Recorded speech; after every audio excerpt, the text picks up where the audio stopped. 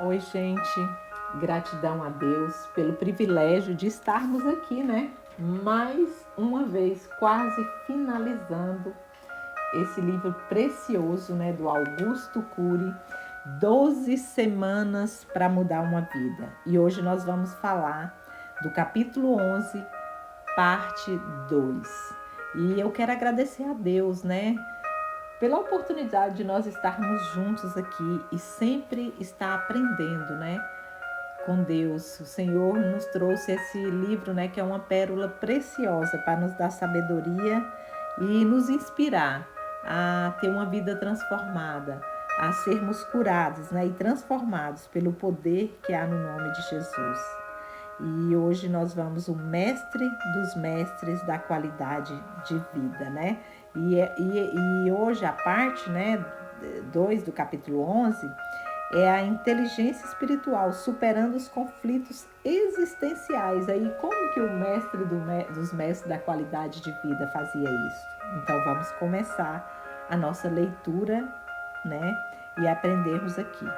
O discurso de Jesus envolvia os amplos aspectos da inteligência espiritual, como o perdão, a fraternidade, a capacidade de trabalhar a dor física e emocional, a serenidade, a inclusão. Ele também tocava nos conflitos existenciais fundamentais da nossa espécie, tais como a angústia diante do fim da existência, a superação da morte, a eternidade, a paz inesgotável, a justiça plena. A sua fala a respeito da transcendência da morte e do sonho da eternidade abala ainda hoje os alicerces da medicina. A medicina, a mais poética das profissões, sucumbe quando fechamos os olhos para a existência. Os médicos podem fazer muito para uma pessoa que está viva, mas não podem fazer nada para um corpo sem vida. Isso é verdade, né? O desejo da medicina é prolongar a vida e aliviar a dor, filosoficamente falando, é a mesma aspiração das religiões. Temos milhões de livros científicos, mas não sabemos explicar os dois fenômenos mais importantes da existência, a vida e a morte. Os maiores enigmas do universo se escondem na história de cada ser humano. Você é uma caixa de segredos. Sua vida e seu fim são inexplicáveis pela ciência clássica. Portanto, nunca se ache comum sem importância. Jesus tinha plena consciência da angústia do ser humano diante do fim da vida. Ele fez eloquente defesa sobre a continuidade da existência e a superação dos conflitos existenciais. Queria que cada ser humano fosse eterno, saudável, tranquilo, feliz, sábio. Queria estancar as lágrimas das crianças que perderam seus pais, aliviar o desespero da procura incansável por eles. Queria aliviar a angústia dos pais que perderam seus filhos, que não mais sentirão seu calor nem ouvirão a sua voz. Queria consolar os que perderam pessoas queridas, irrigando-as com esperança diante da separação. Aliviaria os temores e produziria um consolo íntimo. Que lindo, né? Jesus sempre, ele sempre, na sua passagem aqui na terra, né? Nos seus 3 anos de ministério, ele teve, né? Ele apareceu a primeira vez aos 12 anos, né? Ali no templo. E nesse preparo para o seu ministério, ele sempre amou pessoas. Ele sempre quis estar envolvido com pessoa e trazendo algo na vida das pessoas, né, para a cura, para a restauração. Ele sempre nos deu uma bela lição em cada momento que ele nos mostra na palavra do Senhor. Os mais altos patamares da inteligência espiritual. O que é fascinante no discurso de Jesus é que, apesar de discorrer sobre a eternidade com veemência, ele não pressionava as pessoas a seguirem suas ideias. Esse lado de sua inteligência espiritual encanta qualquer intelectual que o analisar.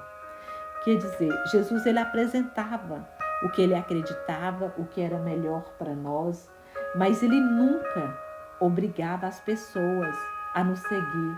Ele nunca nos obriga, nem a mim, nem a você, a segui-lo, a fazer conforme, a nos obrigar a estar ali conforme a vontade dele.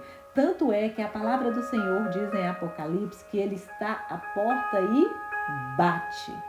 Se a gente abrir a porta do nosso coração, ele vai entrar e vai ceiar conosco e nos vai dar uma direção de como termos uma vida fortalecida e firmada no Senhor, uma vida curada de toda mentira do inimigo, sabe? De tudo aquilo que Satanás muitas vezes coloca na nossa mente e nos mostra, tenta nos mostrar que nós somos incapazes, que nós somos fracos. Jesus, no decorrer de toda a palavra, ele nos mostra e ele nos diz: você é forte, você é filho e filha amada, eu te escolhi, eu quero te curar, eu quero te restaurar, eu quero curar suas emoções, os seus sentimentos.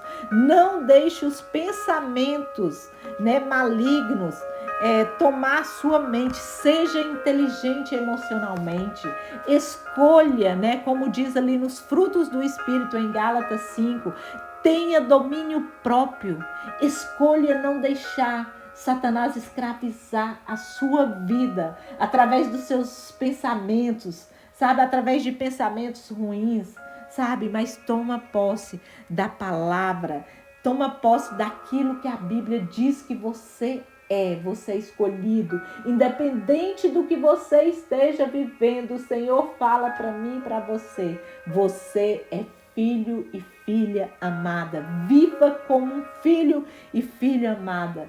Deixe Jesus curar suas emoções. Jesus não usava mais seu poder para que as pessoas gravitassem em torno dele. Ele não usava de maneira nenhuma seu poder para isso. Quando ajudava as pessoas, era de se esperar que usasse sua influência para transformá-las em seguidores.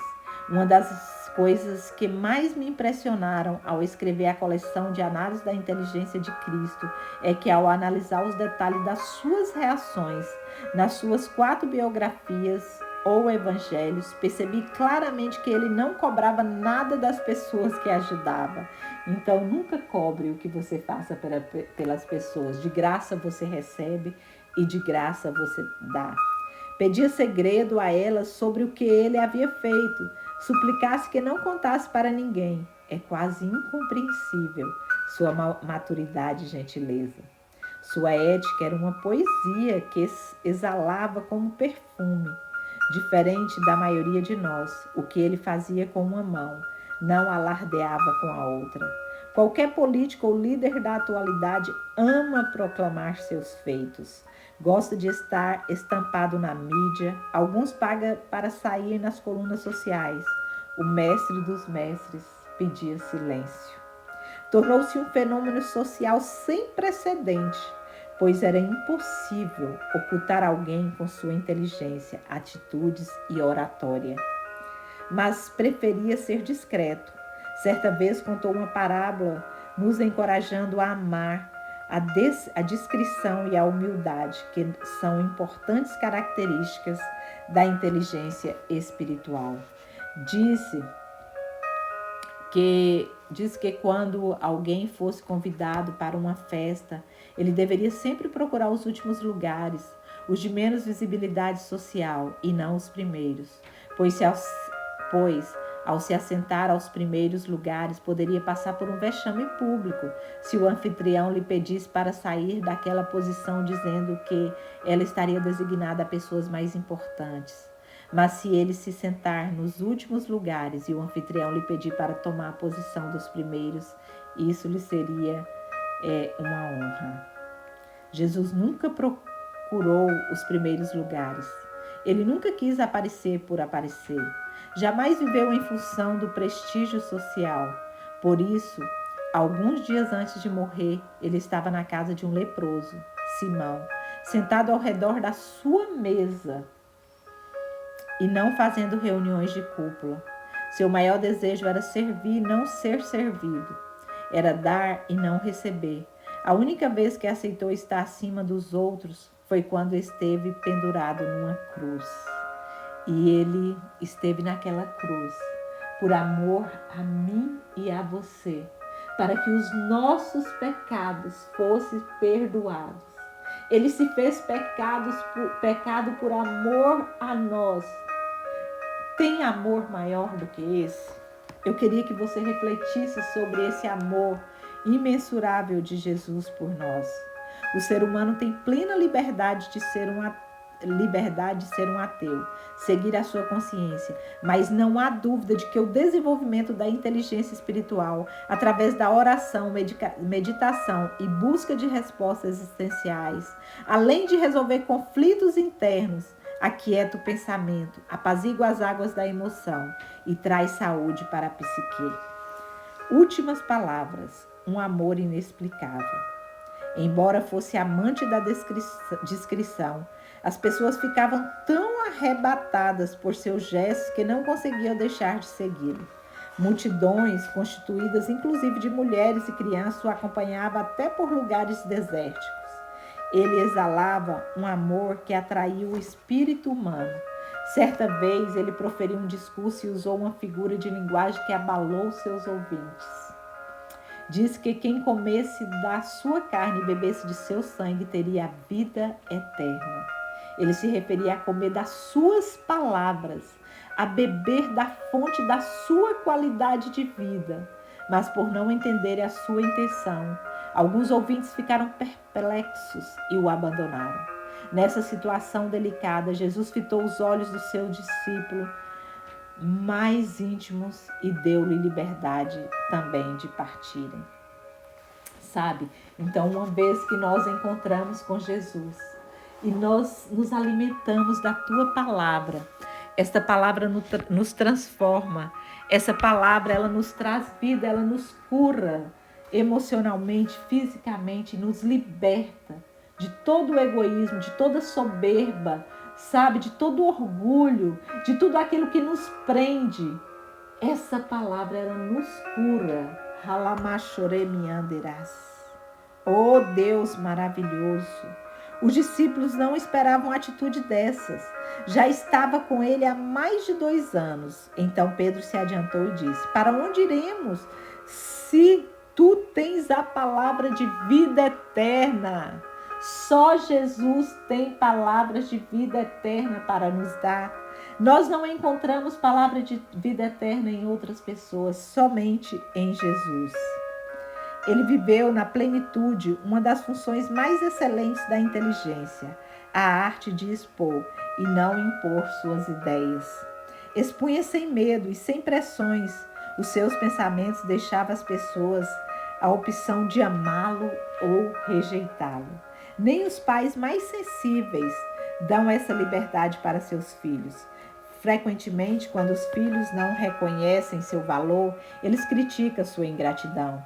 Diariamente cobramos diretamente ou indiretamente respostas das pessoas. Nós nos doamos esperando a contrapartida do retorno. Para seguir Jesus, as pessoas tinham de ser livres. Devia exercer o tão famoso e tão pouco compreendido fenômeno psicológico do livre-arbítrio. É uma escolha. Nós escolhemos seguir ou não Jesus. É isso que ele nos dá. O livre-arbítrio. Eu escolho, eu quero Jesus. Eu quero andar com Jesus. Ele previu que seus discípulos o abandonariam no ato da sua prisão, mas não os chamou de cães ou de lobos, mas de dóceis ovelhas confusas sem seu pastor. Além disso, ele chamou Judas de amigo no ato da traição e alcançou Pedro com um olhar afetivo no ato de negação. A ambos ele quis dizer com a maior gentileza: eu os compreendo, e não parou por aí. Teve a sensibilidade de perdoar aos carrascos que zombaram dele e que esmagaram seus punhos e pés no ato da crucificação. Que homem é esse que ama incondicionalmente a humanidade? Que homem é esse que respeita a decisão humana até as últimas consequências? Que mestre é esse que preferiu sempre compreender e nunca condenar? Que preferiu esquecer os seus gemidos para enxugar as lágrimas dos outros? Ele atingiu o topo da saúde psíquica, no ápice da miséria humana. Seus gestos não têm precedente histórico. Aleluia! Se vivêssemos uma pequena porcentagem do que ele viveu, provavelmente os presídios virariam museus, os policiais tornar-se-iam poetas, os generais pintores, os psiquiatras escritores, os seguranças dos aeroportos músicos. Toda minha bagagem como psiquiatra e cientista torna-se débil diante da dimensão do seu amor, paciência e sabedoria, que são os frutos mais excelentes da inteligência emocional. Que maravilha, né? Tenho pesquisado os fenômenos psíquicos que constroem a complexa arte de pensar e o desenvolvimento da inteligência, mas analisar os segredos da sua personalidade me faz enxergar a minha pequenez. A única coisa que me resta é me colocar aos pés do mestre dos mestres, como um humilde aprendiz, como um pequeno aluno na sua escola de pensadores, como um simples estudante na sua universidade de qualidade de vida. Amém? E aqui nós concluímos, mais este capítulo. E não deixe de ler o painel 1 e 2, fazer as tarefas. E como nós sempre terminamos, nós vamos estar fazendo uma oração para estar concluindo agora. Deus amado, Pai querido, nós queremos te louvar, papai, e te agradecer pela oportunidade da tua graça, do teu amor, pela tua cura. Pai, nos ensina a ser como teu filho Jesus. Espírito Santo, nos conduz, Espírito Santo, nos ajuda, tu és o nosso auxiliador, o nosso consolador, e nós não conseguimos fazer sem a tua ajuda, Espírito Santo. Nos cura emocionalmente, nós precisamos da tua cura, nos ensina a administrar a nossa inteligência emocional, nos dá essa inteligência emocional através de uma vida contigo, ó Pai, através de uma vida diária de alimentação da tua palavra e de cura, de um relacionamento íntimo contigo, papai. Eu te louvo, eu te agradeço, abençoa cada vida que está aqui, que está ouvindo esse áudio, que ela seja curada e que ela tenha inteligência emocional através de uma vida de intimidade contigo. Eu abençoo cada vida aqui, em nome do teu Filho Jesus. Obrigada, Jesus. Obrigada, Espírito Santo, por estar aqui junto conosco. Obrigada, papai, pelo teu amor incondicional. Glorificado e louvado seja o santo nome do Senhor. Aleluias. Amém.